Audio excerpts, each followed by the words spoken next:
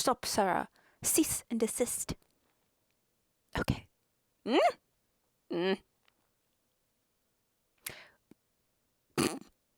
Heavens. What are we going to do, Sarah? We're going to entrust. You keep him in perfect peace, whose mind is stayed on you, because he trusts in you. Yes, clothed in strength and dignity. Can laugh. Can fully laugh at the days to come. We are entrusting the day and the endeavor to the Lord. Let's go. Welcome to my channel, where I visit many good books, but live in the Bible. My name is Sarah Christine, and today, for this inaugural video, I want to talk about none other than Winnie the Pooh. Now, you may be wondering why, at a quarter of a century years old, I chose to pick up a book that is historically marketed for 5-year-olds. And the blame for that rests almost entirely with someone close to me in my life who will henceforth be known as the Water Buffalo, who harangued me for a minute into reading this. And I'm very glad I did. So, thank you, Water Buffalo. If you're unfamiliar with Winnie the Pooh, this book is told in a series of vignettes that follow Pooh and a group of wildlife woodland creature friends on adventures through the forest, hijinks, lowjinks, and various sticky situations. And in Pooh's case, it's like literally sticky situations because honey is the summum bonum, that great good of his existence. And that brings me to the first thing that I want to talk about with respect to this book. It happens in chapter 2 when Pooh goes visiting his friend Rabbit, and Rabbit, being a very good and gracious host, offers him some refreshment. Rabbit queries, "Would you like a mouthful of something?" Says, Pooh always liked a little something at 11 o'clock in the morning, and he was very glad to see Rabbit getting out the plates and mugs. And when Rabbit said, "Honey or condensed milk with your bread?" Pooh was so excited that he said, "Both." And then, so as not to seem greedy, he added, "But don't bother about the bread, please." What proceeds to happen is Pooh eats all of the honey and condensed milk on the premises. He just cleans Rabbit out. And having done that, he decides it's time for me to peace out.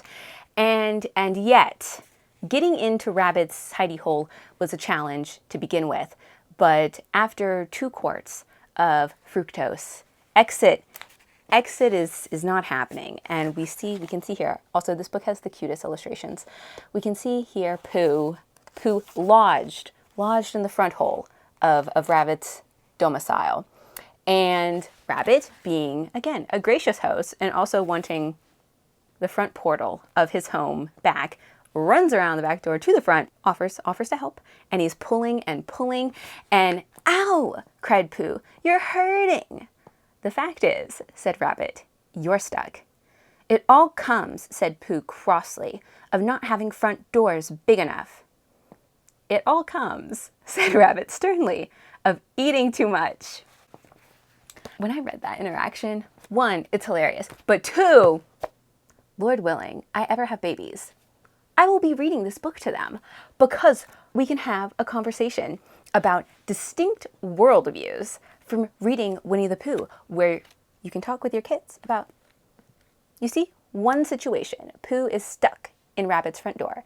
And for Pooh, his analysis of the situation is Rabbit does not have a front door big enough. Whereas for Rabbit, his analysis of the situation is, "My dude, you just ate me out of house and home, and now you are being so bold as to suggest my house should have been constructed to accommodate your indulgences.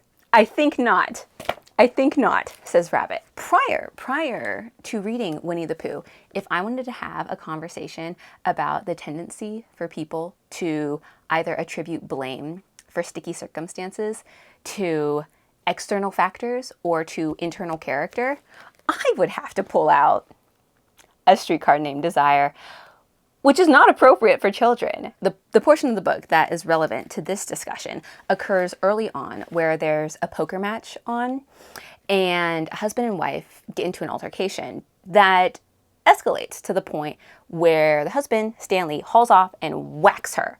All the other men who are at the game rush in and pull him off, and one of them says, "Poker should not be played in a house with women." Like, that's one analysis of the situation. If you have read this play in full, the alternative explanation is that Stanley is a butthead. But again, not appropriate for children. Totally appropriate for children.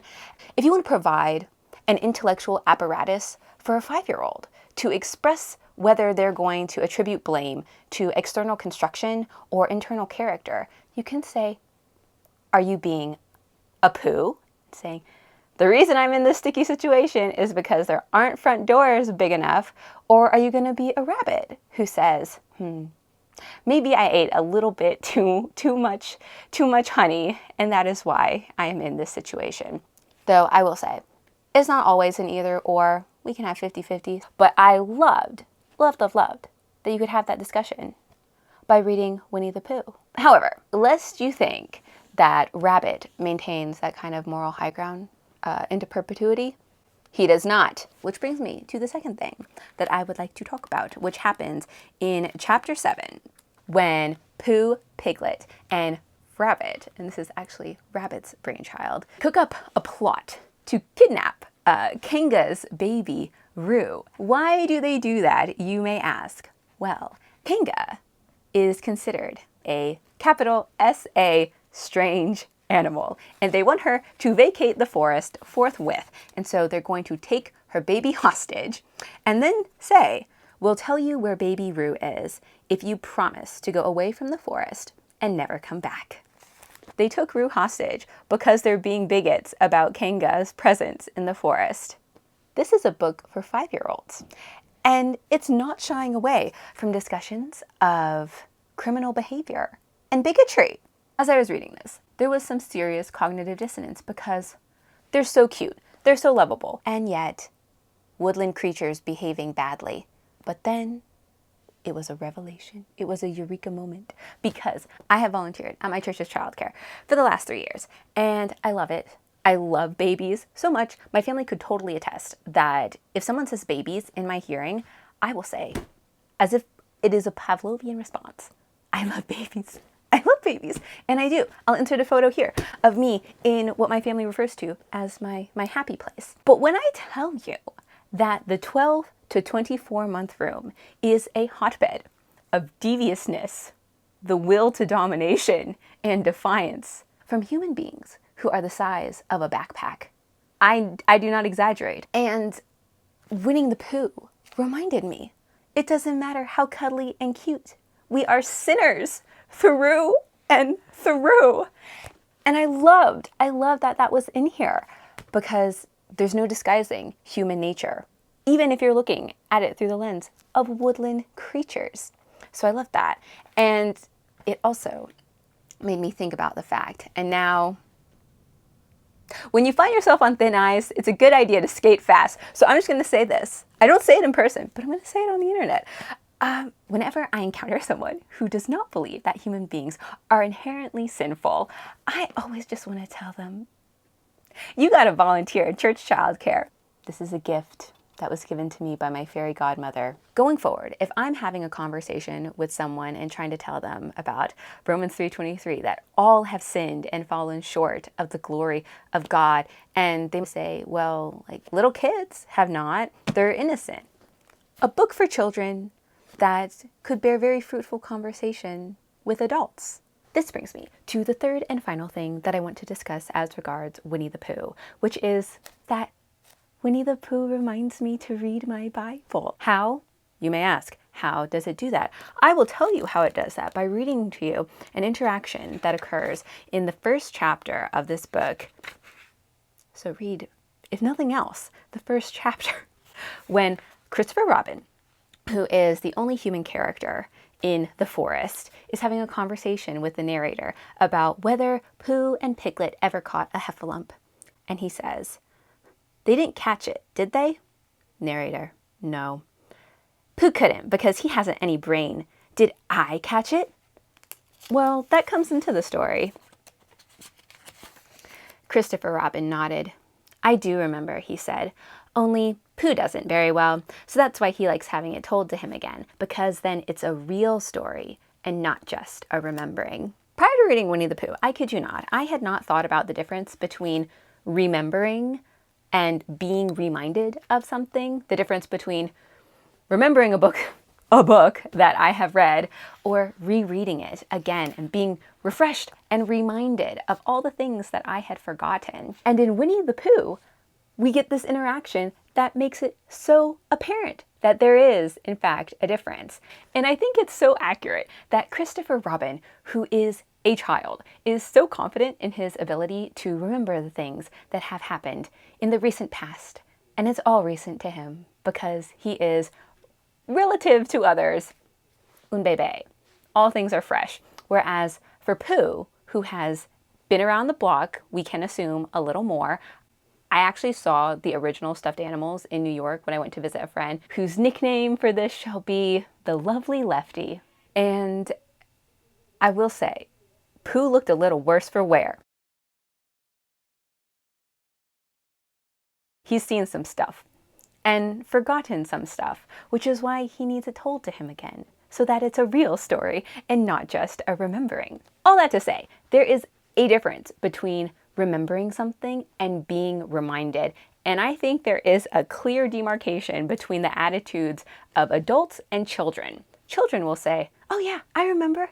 Meanwhile, adults are like, let me set infinite reminders in my phone, in my Google calendars. But don't just take it from me, a random girl on the internet. Instead, I would like to appeal to two poets. The first is Christian Wyman, who is going to be my professor at Yale in a couple of months, which is insane, just insane. Comment below if you want me to make a video about how I got into Yale, because it was very circuitous. The Lord moves in a mysterious way. Anyways, Christian Wyman, whose most circulated publication was actually his first that he wrote when he was 8 or 9 years old. It was published in the Southern Baptist newsletter because during an altar call at his megachurch in Texas, he ran up the aisle and instead of getting saved, offered the preacher a slip of paper where he had written, "I love the Lord and he loves me. I will not forget, and neither will he." And then he ran back up the aisle without getting saved. And I heard him talk about that poem in an interview. I'll link it because it was such a good interview. And the interview asked him about that story, and Professor Wyman related and then went on to say, but I did forget. I forgot for 20 years. And he was an atheist for his early adulthood before returning to the faith. So that's the first poem. The second poem is by Thomas Hood, and it's called I Remember, I Remember. I remember the house where I was born, the little window where the sun came creeping in at morn. He never came a wink too soon, nor brought too long a day, but now I often wish the night had borne my breath away. I remember the roses red and white, the violets and the lily cups, the flowers made of light, the lilacs where the robin built and where my brother sat, the laburnum on his birthday. The tree is living yet. I remember where I was used to swing and thought the air must rush as fresh to swallows on the wing. My spirit flew in feathers then, that is so heavy now, and summer pools could hardly cool this fever on my brow. I remember the fir trees dark and high. I used to think their slender tops were close against the sky. It was a childish ignorance, but now 'tis little joy to know I'm further off from heaven than when I was a boy. Poem number 2, which alludes to things that have come in since boyhood that have eclipsed those early childhood memories. I think Thomas Hood is the norm, not the exception, where things crowd in adulthood that makes it harder to recollect. In fact, just this weekend, my pastor was preaching out of Matthew 13 about the parable of the soils, and in verse 22 it describes how good seed was thrown on thorny soil, and the thorns, the cares of this life, and the deceit of riches choked the good seeds. And I think it is so much the case that we will often have cares of this life and the deceit of wealth that crowds in and chokes those good seeds of memory. I'll just speak for myself personally. I wake up in the morning and I have to say, tell me about God. I'm forgetting. I kid you not. You want to talk about cares of this world and deceit of wealth? Nothing will make me forget the goodness of God, his faithfulness to me, his care for me, like clogged toilets and taxes. And so I return to the story, I need to be reminded. In summary, Winnie the Pooh and that interaction between Christopher Robin and the narrator, a conversation of a child saying, I do remember, but Pooh, a bear of indeterminate age, doesn't very well. And that's why he needs to have it told to him again, because then it's a real story and not just a remembering. Hit so hard and reminded me that as time goes on, it's not just that the hardware of my brain is wearing down, but the cares and deceits of adulthood are maxing it out. And if I am not intentional about getting in my Bible on a daily basis, I'm just going to forget all of God's promises to me. And the fact that, like Hebrews 10:23 says, I can hold on to the assurance of my hope without wavering because he who promised is faithful. So Winnie the Pooh reminds me to read my Bible. And I hope he'll remind you too. So there you have it. My first booktube video. And again, I recommend Winnie the Pooh because, one, it will give you an opportunity to talk about worldview in a way that is completely age appropriate. Second, the opportunity to talk about original sin with people who would otherwise maybe not have that conversation. And third and finally, Winnie the Pooh reminds me that I need to have stories, the story, told to me again so that it's real and not just a remembering. Thank you so much for taking the time. I hope this was encouraging, entertaining, edifying to you, and I hope that you will join me as I continue to visit many good books, but live in the Bible. I'm going to be waterboarded by a water buffalo. Be thou my vision, oh Lord of my heart, not be all else to me, save that thou art. Thou my best thought, by day or by night, waking or sleeping, thy presence my light. What have I even said at this point? I don't know. This is going to require a lot of cutting, but that's okay. We are going to rescue sense from nonsense. The Lord will make it plain. He is not the author of confusion, but of peace. 1 Corinthians 14:33.